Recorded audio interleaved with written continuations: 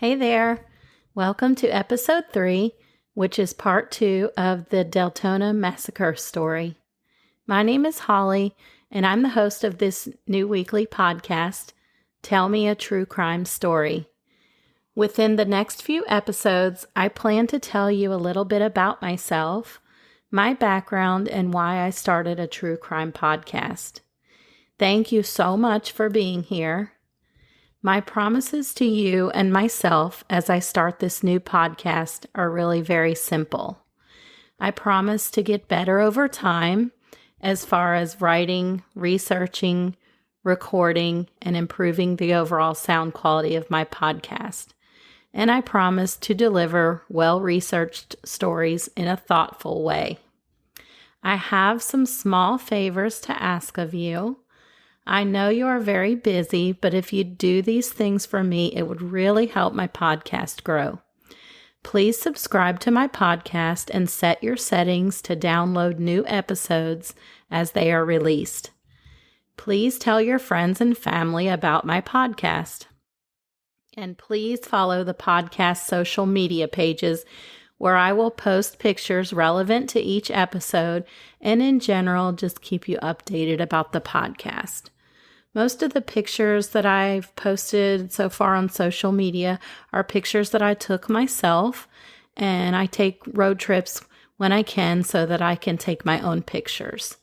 So on Facebook, you can follow me at Tell Me a True Crime Story, on Instagram at Tell Me a True Crime Story, and on Twitter at Tell Me a TCS Pod. I really and truly appreciate you allowing me to keep you company as you go about your day. So this is episode 3, part 2 of the Deltona Massacre. So if you haven't listened to part 1, go back and listen to that first so that everything will make sense. And just to let you know, there will be a part 3 of this story, and that will be the final part. This episode contains some pretty graphic details, so you won't want to listen to this in the presence of any kids. Now, let me tell you a true crime story. When we ended part 1 last week, a painting contractor by the name of Christopher Carroll, he arrived at 3106 Telford Lane around 7 a.m. in Deltona, Florida, to pick up 2 of his workers. Their names were Roberto Gonzalez and Anthony Vega. All these guys were going to be driving together to Tampa that day for a painting job. Christopher Carroll rang the doorbell and knocked on the door, but no one answered. Then the door just popped open. It appeared to have been kicked in. Carroll entered.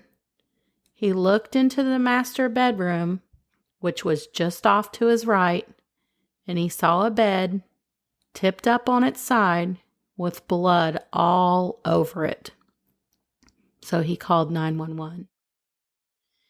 Now, what responding officers discovered that morning, no human should ever have to witness.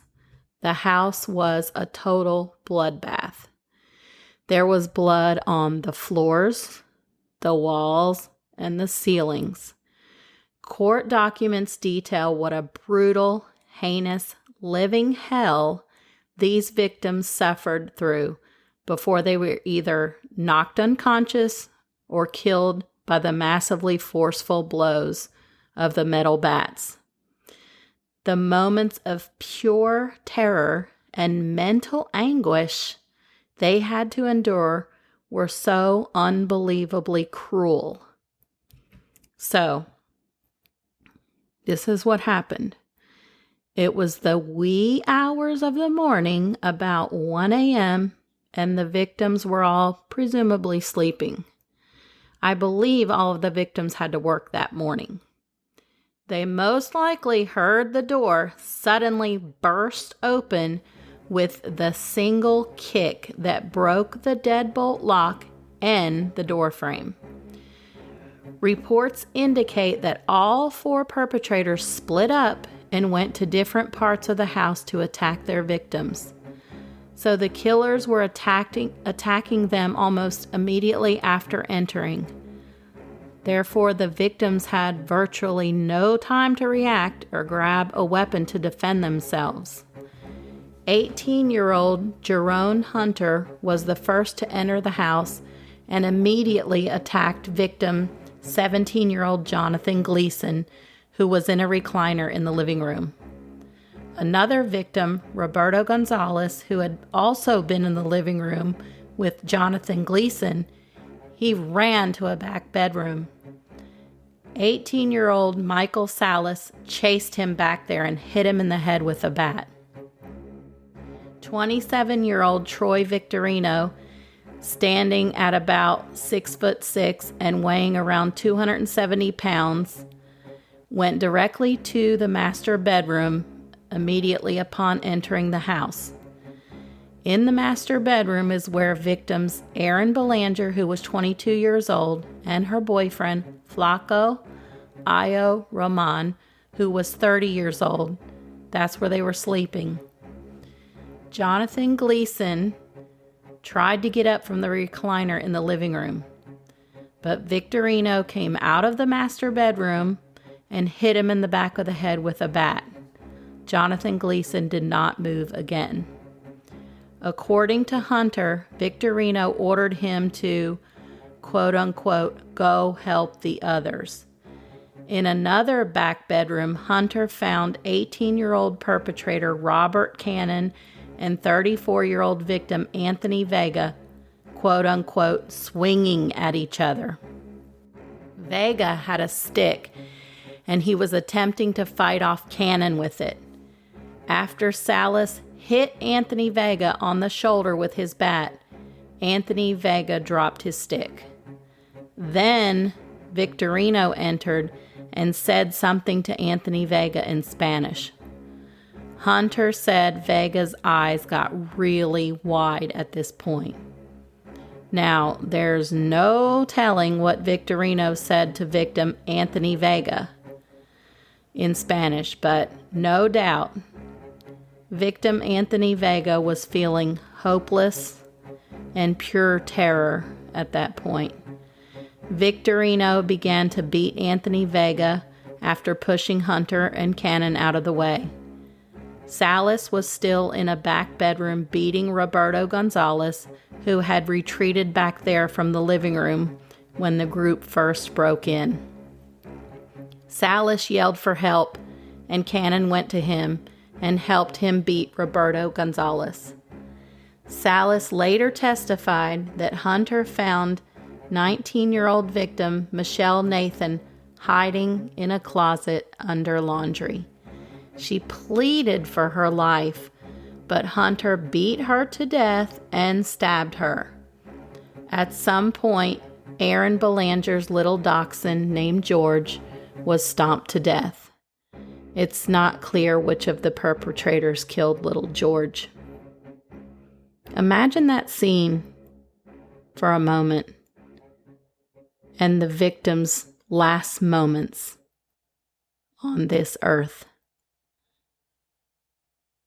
The shock, the panic, the screams, the pain, the despair, the pleading, the terror, the agony, the chaos.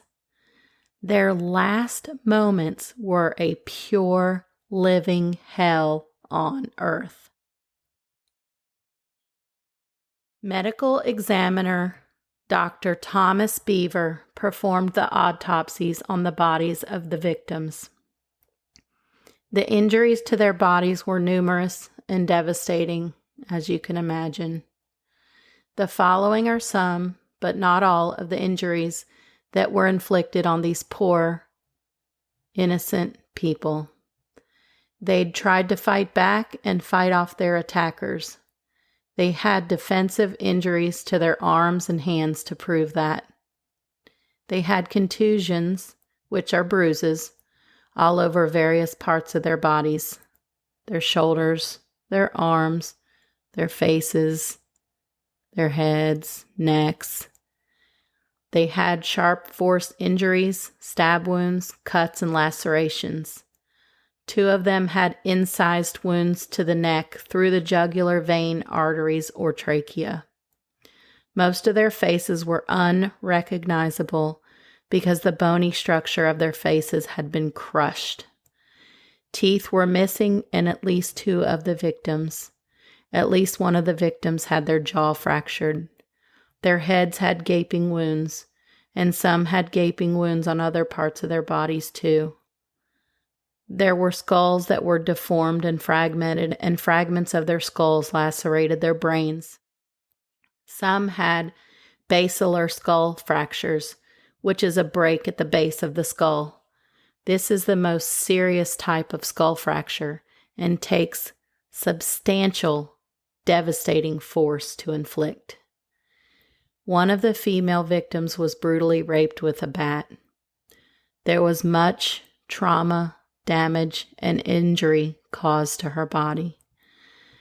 I could give you more awful, disturbing details, but it's not necessary. You get the point.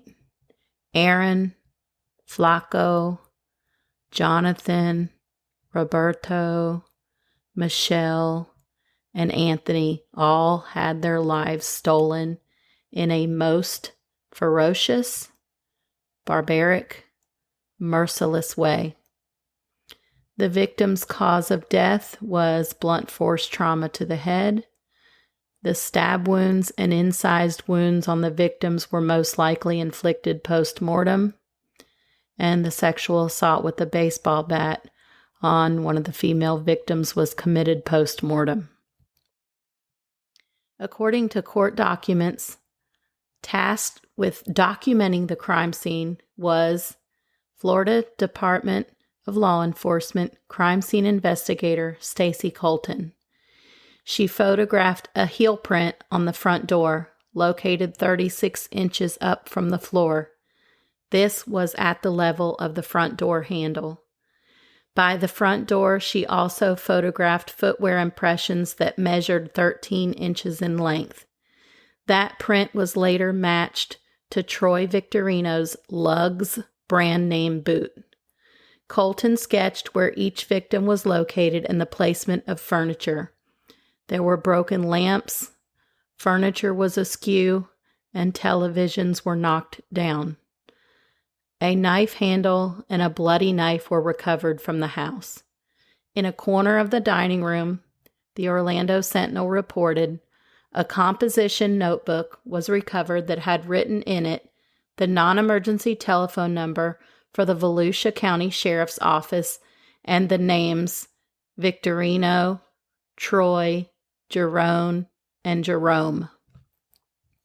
An ABCnews.com online article stated that from the beginning, investigators believed that the victims knew their killers.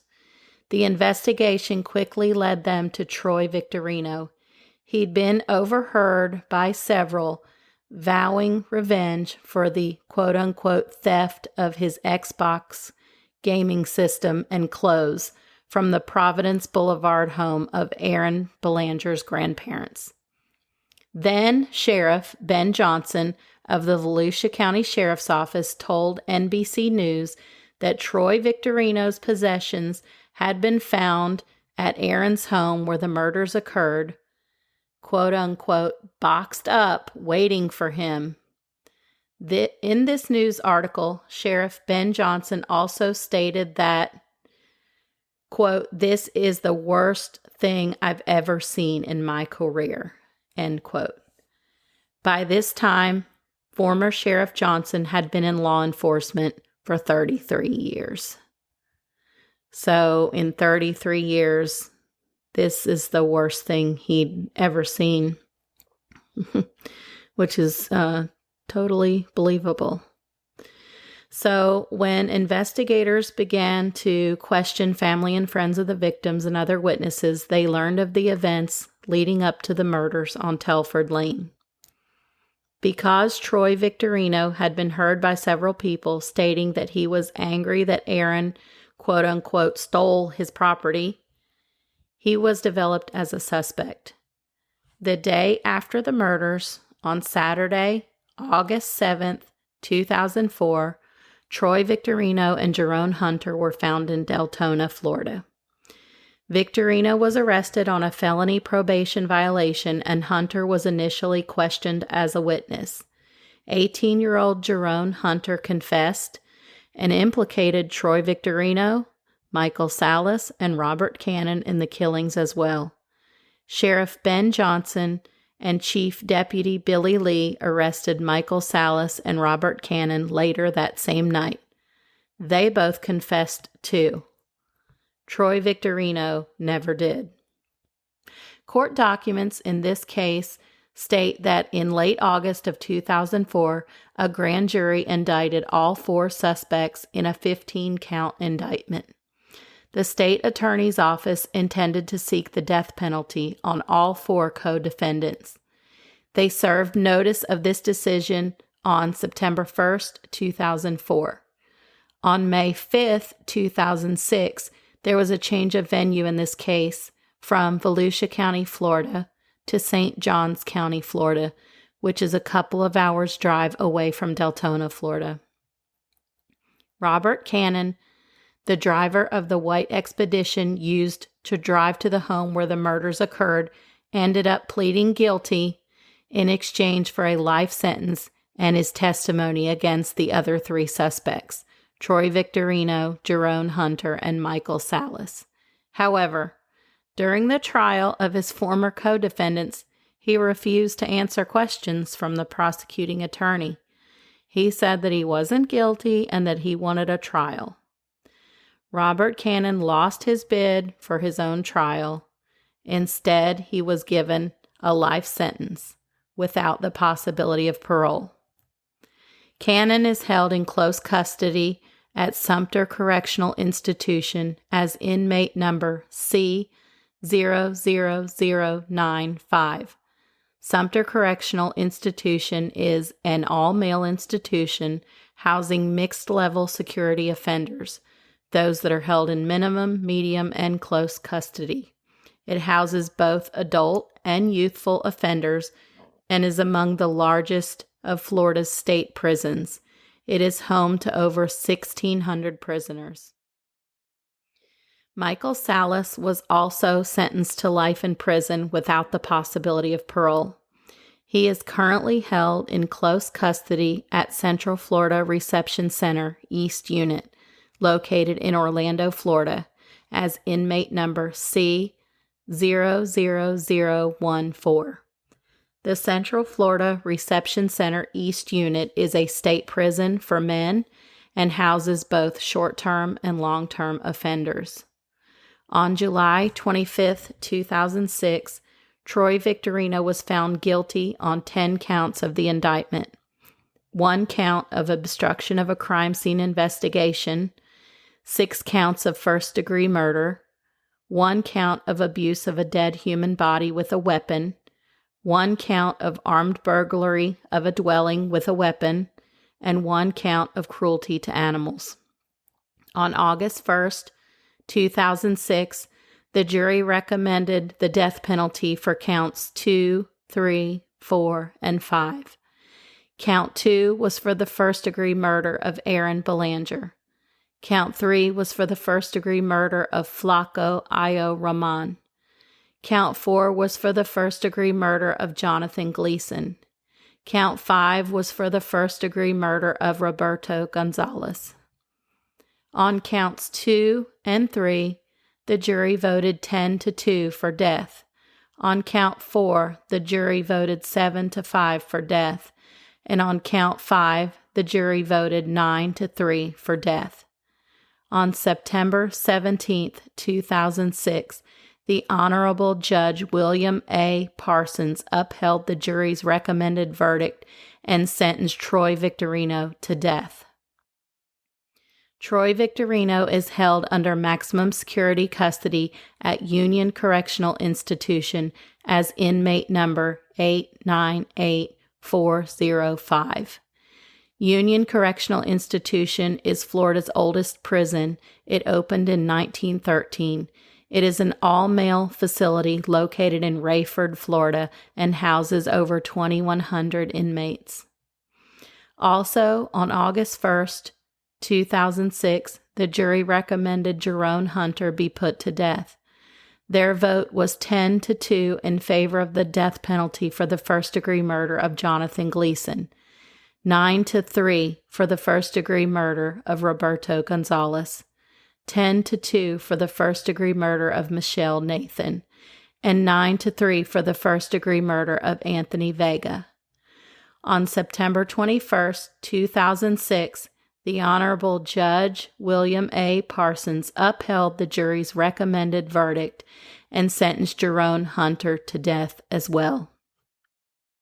Jerome Hunter is held under maximum security custody at Union Correctional Institution as inmate number V26165.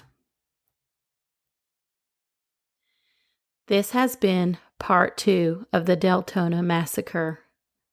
Definitely join me next week for the third and final part of this story. Thank you again so much for giving my new podcast a shot. I hope that you'll continue to listen. Please subscribe to my podcast and set your settings to download new episodes as they are released. Please tell your friends and family about my podcast. And please follow the podcast social media pages where I will post pictures that are relevant to each episode, and I'll keep you updated about the podcast.